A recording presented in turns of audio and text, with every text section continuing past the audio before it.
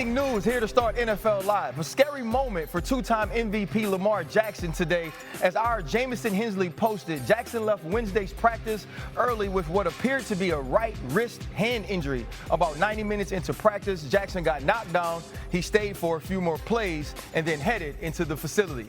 Welcome to NFL Live. I'm here with some of my favorite people, my own GM, Louis Riddick, one of my favorite teammates, Boog with a perfect bald head, and a dude that I saw early this morning, Dan Graziano. We've been hanging out all dang day. Now, one team who is worried about a franchise quarterback they knew they had coming into the season, and another just named their quarterback to start the season, and that's Daniel Jones and the Indianapolis Colts. And according to Shane Steichen, this move ain't for the short term, it's long term. It's a new year in Indy, and at least one player is not happy about what's going on. I would say so. I think I'd be lying if I said it wasn't. You look around the league and see just like the consistency of having like Patrick Mahomes or like a quarterback behind you that's like been the franchise player for years and years and years, and getting to build that chemistry with that quarterback year after year is something that there is an advantage to when it comes to O-line play. Quentin Nelson, a man that I would not like to upset, seems like he wants a franchise guy that he can have there for a decade, and he's not necessarily pleased with what's going on, Gross. Can you kind of tell us why the coach decided to go with Daniel Jones? Yeah, RC, the answer I got back asking about this last night was consistency, that Daniel Jones had been the more consistent performer at the position throughout the offseason and throughout training camp. The Colts, they still tell you that Anthony Richardson at 23 years old is a young player they believe can still continue to grow, and that he showed positive signs of that growth throughout the offseason, but wasn't as consistent as Jones. And when he got an opportunity to start that first preseason game, he got injured and wasn't able to get the reps in that game that they hoped he would. That's kind of been the story of Richardson's career so far, missing time, valuable time due to injury, and right now he's going to have to work on getting better in a backup role for as long as Daniel Jones holds the job. Yeah, I think this is pretty simple, guys. I think Shane Steichen understands where he is in his career as a coach. He's got to win. And he's asked himself, which quarterback gives me the best opportunity to win? Because if I don't win, then my kids' private school that they enjoy going to, we won't be able to go there. That nice Mercedes that my wife drives, we're not going to be able to afford that. So I got to win. Now, Colts as an organization would probably say, hey, we need to develop Anthony Richardson. But Shane Steichen and Chris Ballard are not in a position to develop Anthony Richardson this year in forfeit of wins. They got to win. And if you're Shane Steichen, you just look in the mirror and you say, which one of these guys do I trust the most? Do I trust my kid's private school? Do I trust my wife's Mercedes to the most? And he chose Daniel Jones. And you know what? I can't be mad at him. Even though they knew when they drafted Anthony Richardson, he needed to play, he needed to develop. But right now at this point in time, I think Shane Steichen is making the best decision for himself and his coaching staff, and I think he's doing the right thing. Well, a little simple flex by Booger there. He's talking about private schools and Mercedes, but Anthony Richardson's agent is trying to get him some private schools and Mercedes too. Derek Jackson spoke to our coach reporter Stephen Holder yesterday, and he did not hold back about the quarterback's future in Indy, saying, quote, "We have a lot to discuss. Trust is a big factor, and that is, at best, questionable right now," Jackson said. Anthony came back and made the improvements in the areas he needed to improve, and by all accounts, he had a great camp. You know, Louis, it feels like Richardson's time, at least to me, in Indy is done. Do you feel like he got a fair shot to be the guy there? Look, RC, as you know, when you're the 4th overall pick, they're going to give you every chance to succeed, okay? The whole organization, by and large, is set up to really support you. So I really cannot say, from what I know, that the Colts didn't give Anthony Richardson a fair shot, okay? Are there things that when they go back and they analyze this that maybe they could have done better to support him? Maybe they could have done better to motivate him, to get him to the place that they needed to get him to from a cerebral perspective, from a readiness perspective? Sure, but a lot of this really does seem to center around two things. One, it seems as though they question to some degree his football character, his willingness to really buy in and be a first in, last out guy, a tone setter, a leader, a guy who buys into everything that it takes to be a professional at the highest level. And number two, we've all seen it. We've seen it 1,000 times. The replay of the situation down in Houston where Anthony Richardson asked out of a football game. That is one of those seminal moments, I think, for all of us as football players and as fans of this game that we'll never forget, because we've never seen that before. We've never seen that out of that position before, ever in the NFL level. That's something that he's going to be facing for the rest of his life, trying to push that back and say, that's not who I am. And I think this really comes down to that. It comes down to trust. And they simply trust Daniel Jones more. Yeah, I think that's real, Garage. What do you think? I think. You good, Garage? What's that? I said you're good. Yeah, I think trust. The thing they've been unable to trust about him is his health. He hasn't been able to stay on the field. He has missed 19 of the 34 games the Colts have played since they drafted him. And when they drafted him, they said he has to play in order to get better. So I think when you look at Anthony Richardson's possible future in Indianapolis, it rests on a couple of things. Daniel Jones hasn't been the picture of health throughout his career either. Something could still happen there and give Richardson another opportunity. And if the Colts start to lose games, oftentimes you see a quarterback change brought up as an answer to that. So I'm not sure I rule out the possibility of seeing him in a Colts uniform again. Well, Anthony Richardson's time may be done, but Cam Ward's time in Tennessee is just starting. And he had a little scuffle with a big man in Jeffrey Simmons. Let's hear what the star rookie had to say. Jeff strong as I would say. It was fun at the same time. And I think it was what we needed, though. I mean, we love competing, especially me, Jeff. And, I'm excited to have that man as my teammate. And so, I can't wait to see what he do. Sundays I already know what he about, but I get to see the real thing coming soon.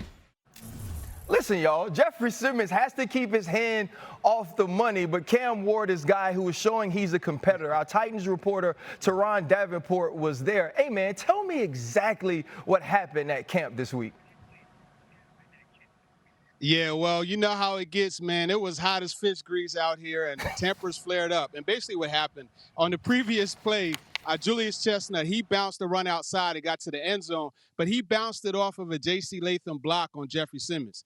J.C. Latham and Simmons, they have a rivalry, too. They talk back and forth, so he was letting Simmons hear it all the way up until the huddle. And then the next play, Ward hit Ridley for a touchdown, and he went over to celebrate it with his receiver, but on the way over there, he stopped, gave Jeff a push, and did his celebration. And Jeff didn't like that. So 2 hands to the face, and next thing you know, everybody came over to break it up. I talked to Jeff on Tuesday after practice, and he said that he loved the way the offense stepped up for the quarterback, and that's how it's supposed to be. And Brian Callahan on Tuesday also said that, yeah, you definitely want to have hands off of the quarterback, but the quarterback has to understand you can't go get in the fray like that. Hey, you got to stay away from the big men, bro. Listen, the big men are not scared to throw hands. I remember one time we had a camp fight, and, I was kind of just holding the lantern outside of the huddle. Ramon Foster walked behind me, picked me up, and walked me away from the fight, and I was facing the fans. And that's when I realized there's a reason they got weight classes in boxing, fellas. Hey, Lou, when you think about Cam Ward and sort of the competitiveness he's bringing to this team, what does it say about a young quarterback that's willing to mix it up with a big bad dude like Jeffrey Simmons? Yeah, man, look, we throw around the word alpha all the time, right? Like, this guy's an alpha, this guy's an alpha, this guy's a leader, this guy's a force multiplier, whatever word you want to use. Well, Cam Ward is all of that. He is all that, and he's been that at every stop along his progression, along his development, going from high school, Incarnate Word, Washington State, Miami, and now Tennessee, University of Miami, and now Tennessee. And everyone that you talk to that knows him best will tell you he takes no junk from nobody. From day one when he was down in Coral Gables with the Miami Hurricanes, he wanted everybody's number. He wanted everybody's contact. He was taking over. He was taking control. It was literally a situation where he said, look, I'm the captain now, and you're going to do it the way I want to do it.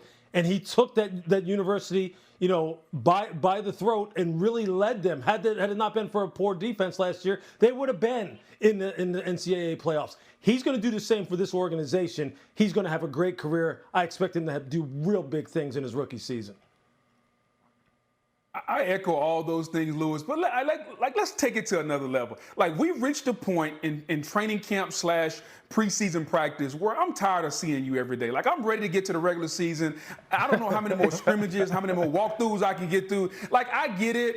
Understand this. We are ready to go against somebody else. And I think this is one of those things that's a byproduct of, I'm tired of you. I'm tired of your little antics. I'm tired of your little dance.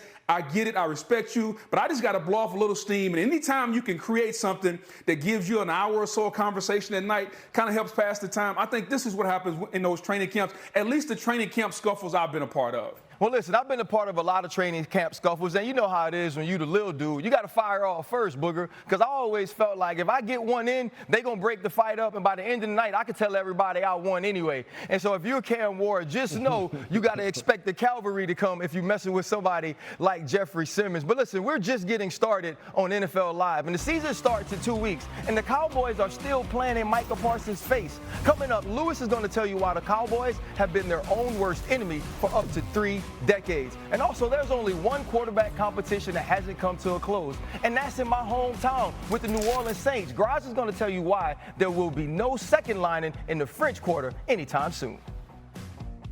He left practice, and this is what our Baltimore reporter Jamison Hensley posted. Jackson left Wednesday practice early with what appeared to be a right wrist hand injury. About 90 minutes into practice, Jackson got knocked down. He stayed for a few more plays, and he headed into the facility.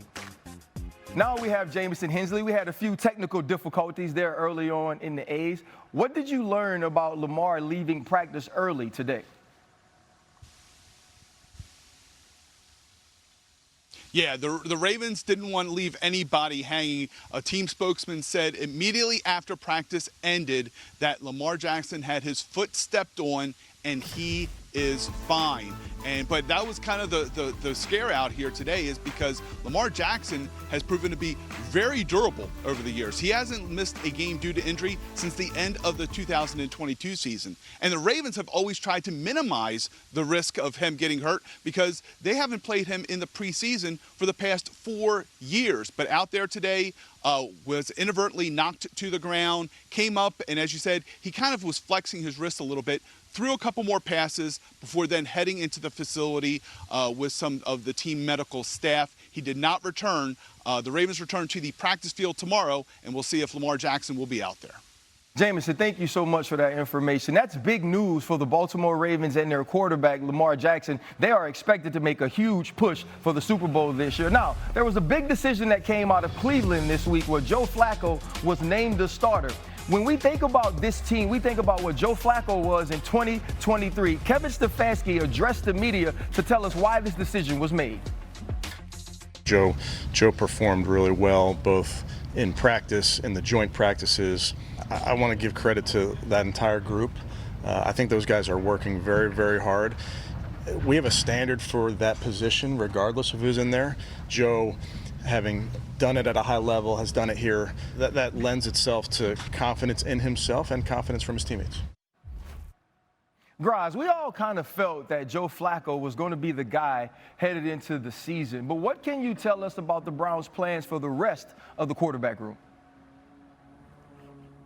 Well, you know, RC, they're in flux. The Browns coaching staff is figuring out now how to order the room behind Joe Flacco. You know, who's going to be the number 2? Who would go into the game if they show up for week 1 to play the Bengals, and during that game Joe Flacco were to get injured and need to be replaced? They don't know yet. Dylan Gabriel, Shedeur Sanders, Kenny Pickett all have dealt with injuries throughout camp, which is one of the reasons, you know, Flacco kind of got the gig, because they didn't really see what they needed to see from any of those other guys due to the time that they missed. So I think the Browns coaching staff is just going to take these next couple of weeks before the start of the season to get these guys as many reps as they can, see where things stand, and then figure out who they're comfortable with as the backup in case something were to happen to Flacco. And then from then on, you know, it's week to week. Now, are they going to be able to carry 4 quarterbacks? Big question. Stefanski has said it's going to be tough. If they don't, is somebody injured enough to go on injured reserve to start the season? Would there be interest in a trade for one of those other guys? Those are questions they have to answer as well. But if they have all 4 and all 4 are healthy, they got to figure out who's 2, 3, and 4. Yeah, I think they definitely got to figure that out. I think we all agree that Joe Flacco was going to be the week 1 starter. I think Kenny Pickett maybe was insurance early on until you saw what you had in Dylan Gabriel and Shadur Sanders. But now that we've kind of seen a little bit with Dylan Gabriel looking really good, being very accurate, and Shadur Sanders looking like he's got that it factor, I think the odd man out is going to be Kenny Pickett. Nothing against 2 gloves, because I like wearing 2 gloves when it gets cold, but I don't need my quarterback wearing 2 gloves. I'm done with Kenny Pickett. I've seen enough, RC. I think as the Browns move forward, Joe Flacco is going to be given a lot of room early on. But I think eventually we're going to see both Dylan Gabriel and Shadur Sanders at some point this season start some games. Kenny Pickett, I love you, buddy. You can take the gloves elsewhere. Well, according to Boog, the only 2 gloves we acknowledge is Teddy Bridgewater. But now let's get to the boots, where the Saints QB1 spot is still up for grabs. But according to head coach Kellen Moore, it's an extremely tight race. It's really, really close. Numbers, experiences, reps, everything. It's going all the way back to start of training camp. Everything is very, very close between this group. And so we're kind of staying in this middle. And, obviously you'd like for it to make a decision, and we'll get there as we go. But, I think both these guys are putting in tremendous effort, tremendous work. They're both doing a ton of good things. And so we'll see how it goes. Lewis, you've been high on Tyler Shough the entire offseason, and I ain't gonna lie, that bus you were driving, I was sitting right behind you singing his praises. But have you liked what you've seen from him in the preseason? Yeah, he's had some good moments, Ryan. I mean, have they been perfect? Absolutely not. Can you expect it to be perfect? Should you expect it to be perfect? No, but that's the world we live in, especially when you're dealing with a tightly contested quarterback race like that. Everything that he doesn't do good is going to be magnified. Look, he showed in the first preseason game against the LA Chargers, coming in a 2-minute situation, that he has good command of this offense at an early age. And it really, I should say at an early time in his development here with the Saints. He had a pick 6. Kellen Moore came right back and had him continue to fire the football, hit a double move for a big play, score, and then, they really liked his resilience. Look, and then really in the second preseason game, it was just the opposite. Spencer Rattler had a pick 6, came back and made some absolute laser throws in order for them to kind of get back in that football game. So I can see why they're saying that this is tightly contested. I think this third preseason game will tell the tale.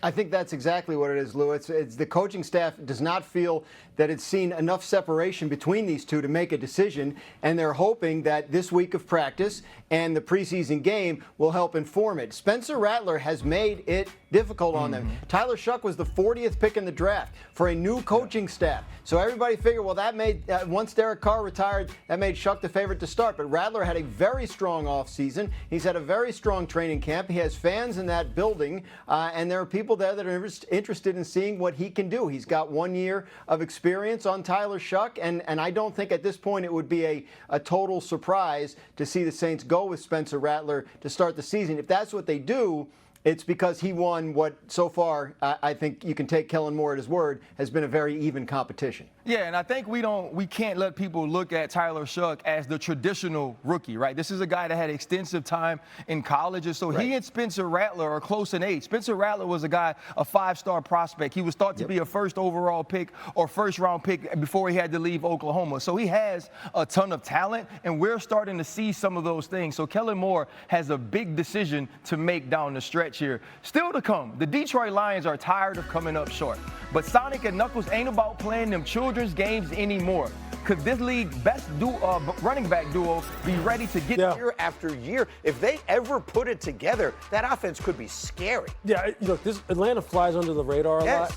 But this football team, like, especially on defense, considering all the firepower that they have kind of brought in, the youth movement, I think expectations are probably a little bit low for this football team considering what they have on offense. Yeah, I think this is one of those teams, when we're talking about those teams that can sneak up on some people, this is one of them for sure. There are teams that have more skill position talent on offense. One of them is the Buccaneers, who win this division every year. And they take these guys in later rounds and build up the line and the defense with their first-round picks. There might be a lesson in that. But look, Tampa Bay's legit. There's no question about that. But this team has high-end frontline players at premium positions that can just rip you. No, Atlanta, look, I think if you're Arthur Blank down there, you're saying, hey, Raheem, it's time to go now.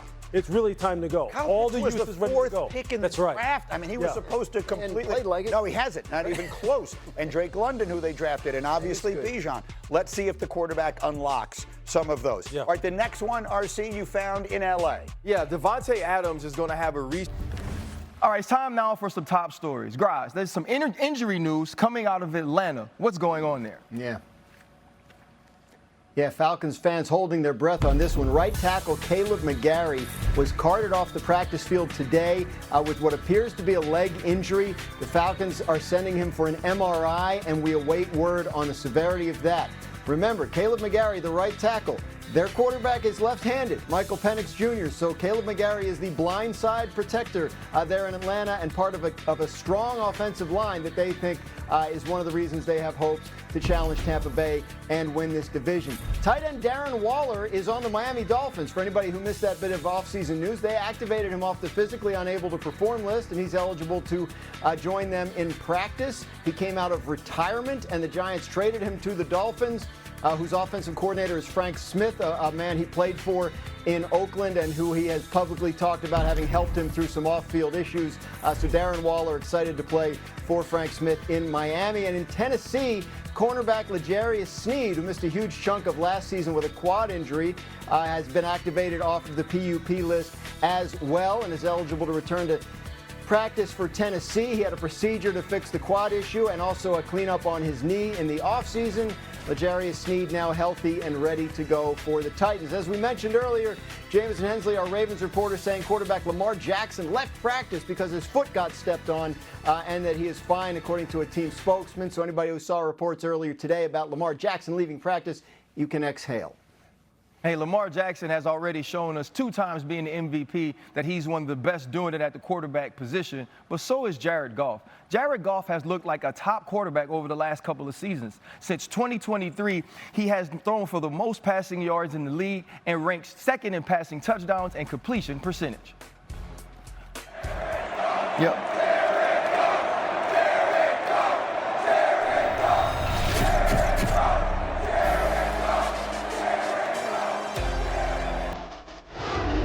We're f***ing different. We're f***ing different than all 31 in this league. To the end zone! Wow! Touchdown, Detroit Lions! Last year, it looked like Jared Goff had arrived. He was phenomenal, completing 72% of his passes and throwing 37 touchdowns against only 12 interceptions. Tonight was about as perfect as you can get. It's good when the ball doesn't hit the ground. It was a good day. He lit up the Cowboys, lit up the Packers, lit up the Vikings. He led the Lions to the top seed in the NFC. He looked to be on his way to taking his second team to the Super Bowl. And then, against Washington in the playoffs at home, the record scratched. Picked off! That's it! Celebrate like it's 1991! This is the home of Motown, and tonight, they'll be playing the blues, baby! The Lions went from looking invincible to looking very beatable. And their quarterback went from looking like a world beater to looking barely serviceable in a single afternoon. It brought back a nagging Jared Goff question. Was he a great quarterback or just a good one? It's the question that haunts so many NFL franchises. Can you win with good but not great? Consider Matt Ryan. In Super Bowl 51, with the Patriots down 28-12 but charging, Ryan dropped back to pass and looked left. But rather than just throw, he did something the coaches call hitching.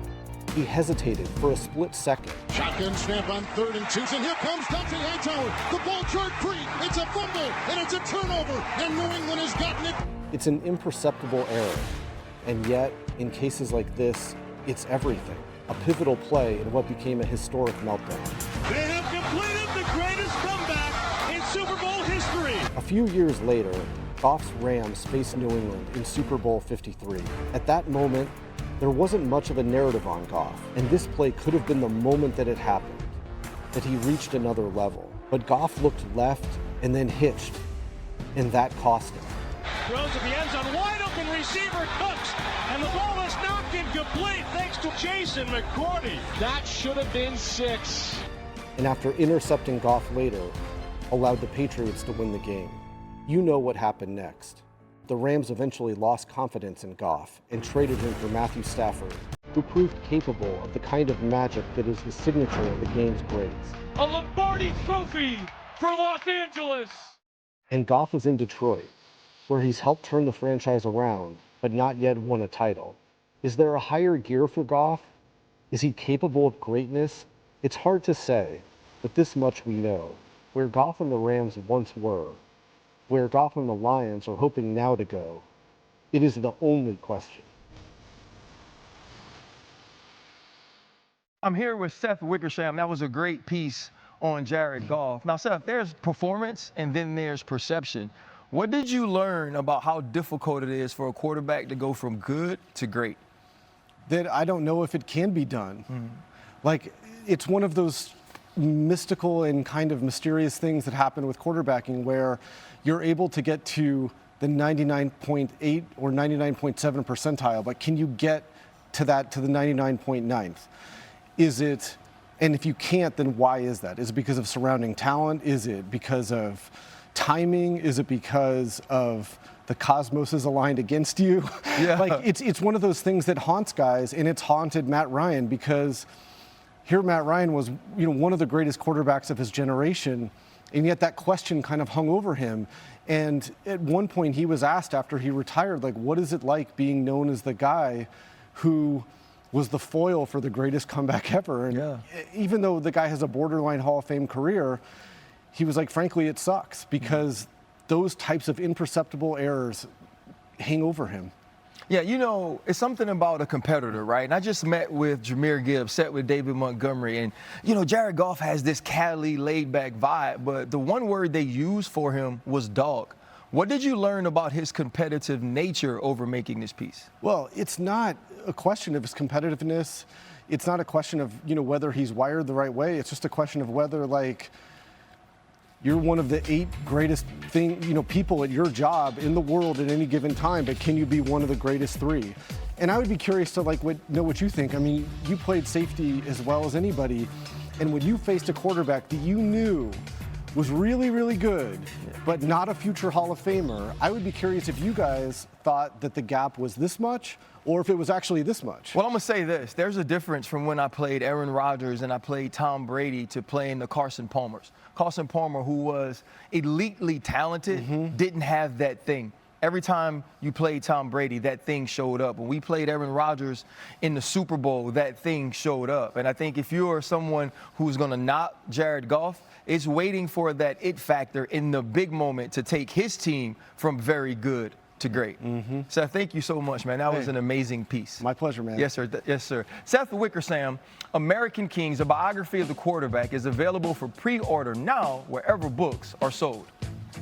And coming up, y'all, listen, you give me a show with Boog and a show with Lewis, ain't no way we not about to talk defense. And when we come back, we gonna get to the real American Kings, a biography of the quarterback, is available for pre-order now wherever books are sold. And coming up, y'all, listen, you give me a show with Boog and a show with Lewis, ain't no way we not about to talk defense. And when we come back, we gonna get to the real true that got their head knocked off, but let a DB one time get cracked on a run play. Oh, let's praise the wide receiver. But that's what happens when big dudes want to see little dudes get pancaked. Where was your tweet here, though, Boog? What was you saying here, though, Boog? Watch the chip. Boom.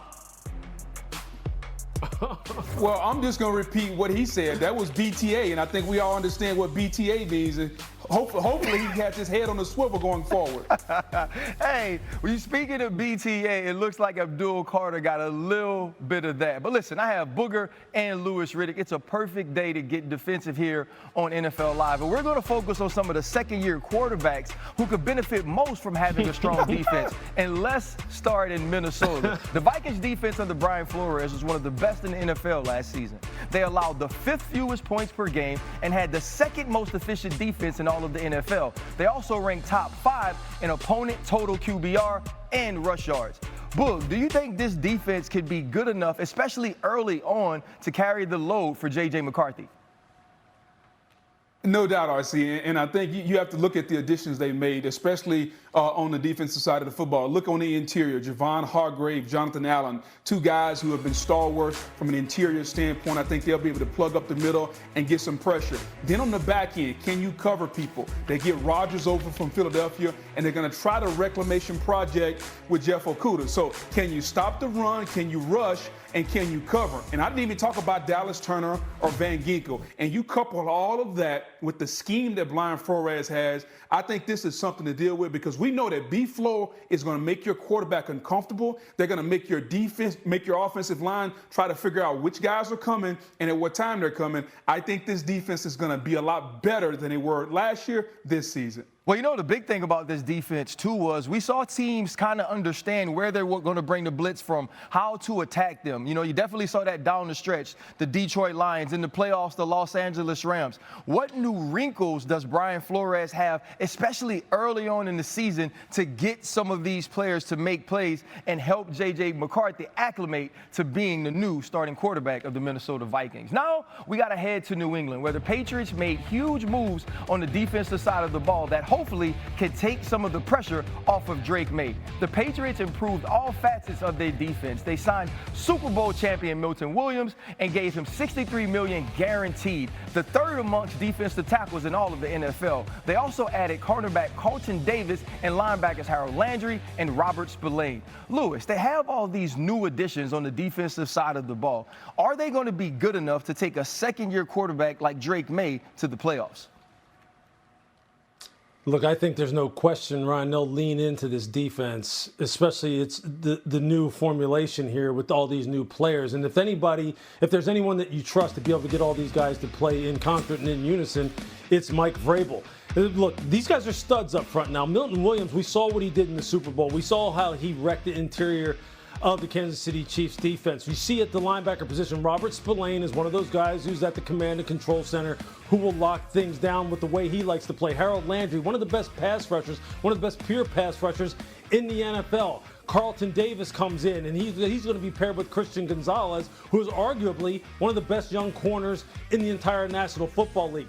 This unit, although it has a lot of new moving pieces at some critical spots, this is the new age of the NFL. There's going to be a lot of turnover, but again, if there's a guy who's going to be able to get all of this moving in the right direction and playing, as one, it's going to be Mike Vrabel. And Drake May, hey, look, they did some work on the offensive side of the ball, too. It's not like they invested all their resources in the defensive side.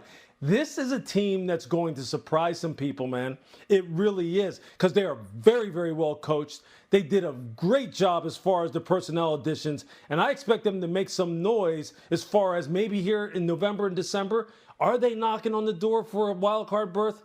We'll see. Time will tell, but I think they're going to be there. They're going to be in the conversation. Lewis, you know what's crazy? We often focus on the offensive rookie of the year, right, Jaden Daniels, and talk about how the Washington Commanders need to build around him. But it seems like the New England Patriots have figured out a way to build around Drake May. You got stronger on defense. You add guys like Mac Hollins, Stephon Diggs to the offensive side of the ball. You draft Henderson early. This is a defense that's going to play well for Mike Vrabel, but I think this offense is going to do great things, especially thinking having a stalwart like Will Campbell at the left tackle position that they drafted top 5 in this year's draft.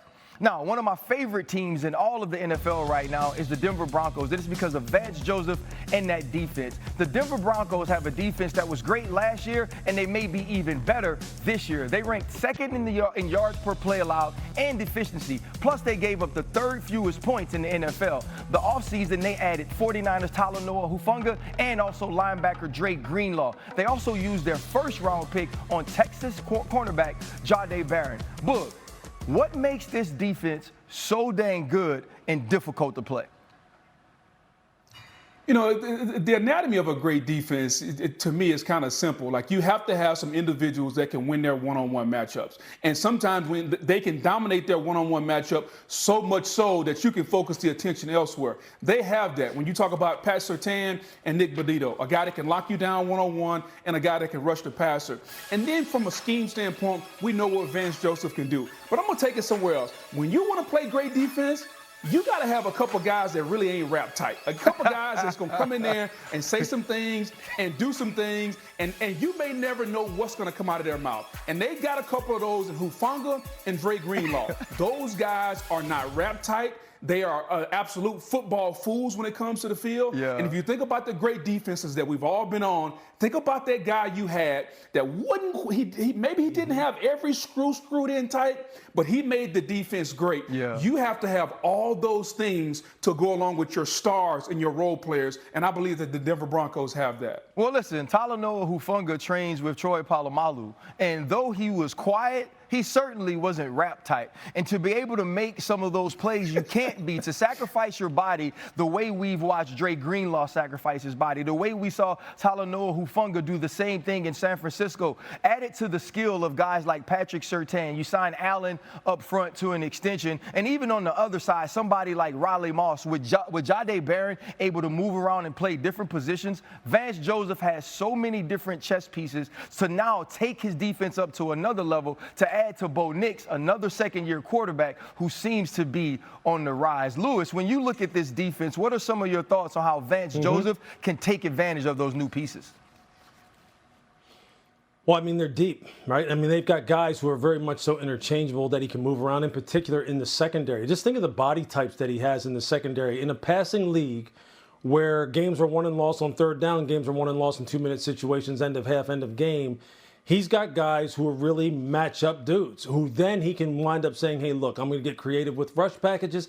I'm going to turn Nick Bonito loose, okay? I'm going to turn Zach Allen loose. I'm going to send extra from the second level, a guy like Dre Greenlaw, who we know is one of those dudes who pound for pound just packs a wallop. So I think that's what you like. You like the multiplicity, you like the interchangeability of these players, and you just like the fact that Vance now he can open up that entire playbook and say, hey, look, we can defend you in multiple ways, but in crucial moments, we know we have the horses to be able to defend some of the best offenses in the league. A lot of them reside in the AFC. A lot of them reside in his own division. Yeah. And that is going to give Broncos country a lot to be happy about and a lot to look forward to.